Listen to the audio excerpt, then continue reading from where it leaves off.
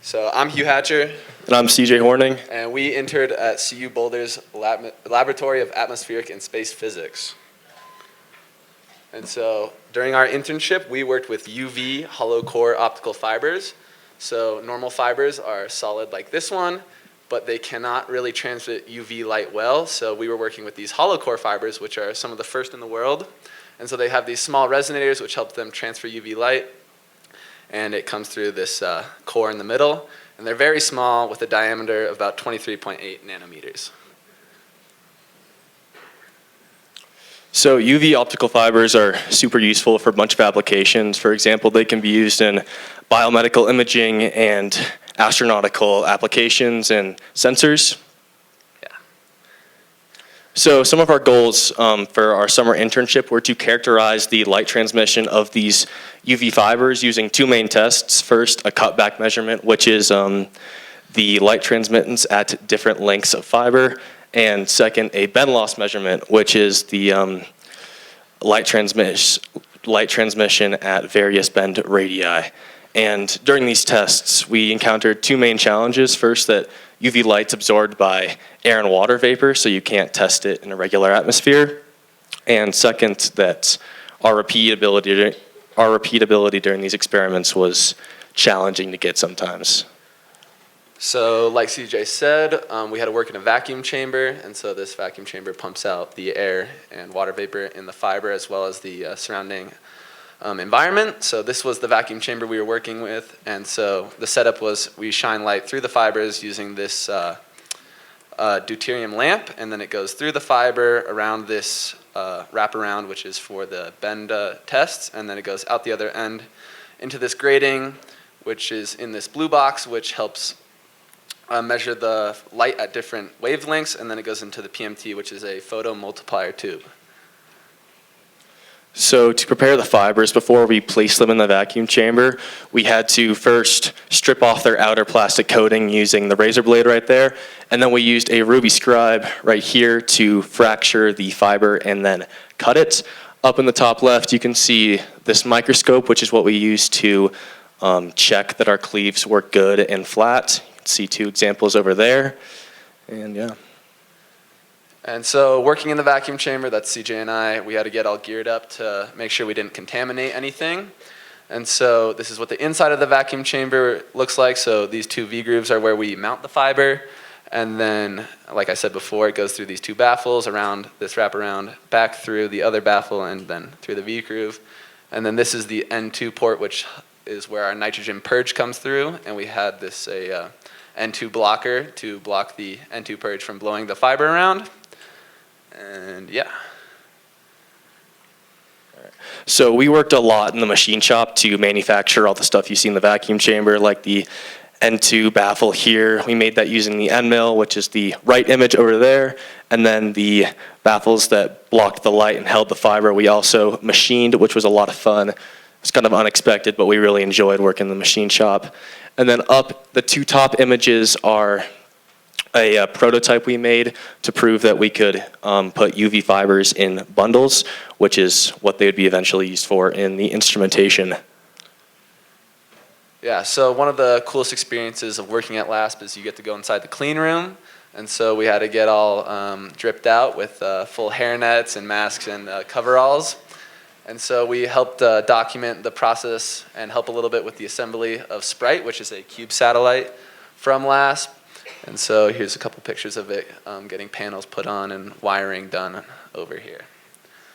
And so more pictures. This is a telescope for a satellite, as well as more pictures of Sprite and a grating for more space instrumentation. So here's an example graph of the light transmitting results we would get from our fibers. And as we mentioned, like the second slide, the resonators, which bounce the UV light, sometimes they trap certain wavelengths of light, which is why you get these big dips here. And we were trying to categorize when and how that happened. And after we took all our data, we helped co-author the paper on these UV fiber optics. You can see a picture of that in the top right. And we also helped make the presentation about these fiber optics, which was presented at SBIE in San Diego about 1 week before we left. Yeah, so our housing situation, we were about 10 minutes away. Yeah. So we were about 10 minutes away from our lab, and this is our bedroom, both beds on the floor, and stocked with only the essentials. Gatorade and Monster, can't go wrong. And so, yeah, that was in the kitchen and our small living room. We were in our own apartment.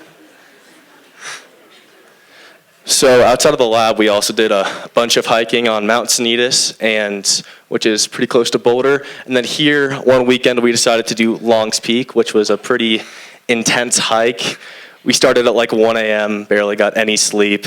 This is at like 3 a.m., a little bit before the summit. And the top right image is the summit. It was like 15 miles. It was a pretty hard hike. And then we also spent a lot of the time at the gym, CU Boulder. It was pretty nice. And so also outside of work, we got to go to the Shelby Museum, a little bit outside of Boulder. So they have a really awesome collection of Shelby Cobras as well as GT40s. And so if you've seen Ford versus Ferrari, this is the GT40 that Ken Miles drove in the 1966 Le Mans, which is really an awesome part of automotive racing history and whatnot. And so there's also very cool GT40s. So what surprised us is there's a lot more unknowns in science and problems and errors that you're going to encounter than we thought, especially when we were working with something so brand new like these optical fibers. We were doing so much unknown and new data that a lot of times things go wrong and you're not going to be able to know why. Yeah, and then as I said earlier, we really enjoyed working in the machine shop. Using the end mill and like the fly cutter was really satisfying. It was pretty awesome. And then we cooked dinner most nights, and we got pretty good at it. And then we quickly realized that you do need paper towels. Toilet paper just does not work for everything. And then brooms do not work well on the carpet. And then pretty much no soap comes with the house, which was rough for the first couple days. Yeah. And then, strict parking. It sucks when you get a $200 ticket on your first day at your internship. So make sure you pay for your parking. So some advice we have for future interns is to enjoy every moment and try to understand every part of the process you're working with.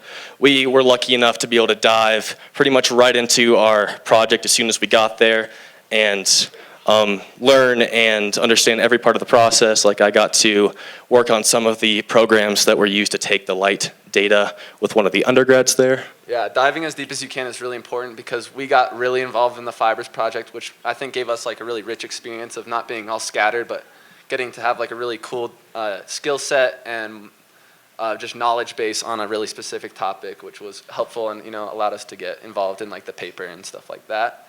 And then definitely get out on work on the weekends and after work, just because it's your summer and you might as well enjoy it as well as having this awesome STEM experience.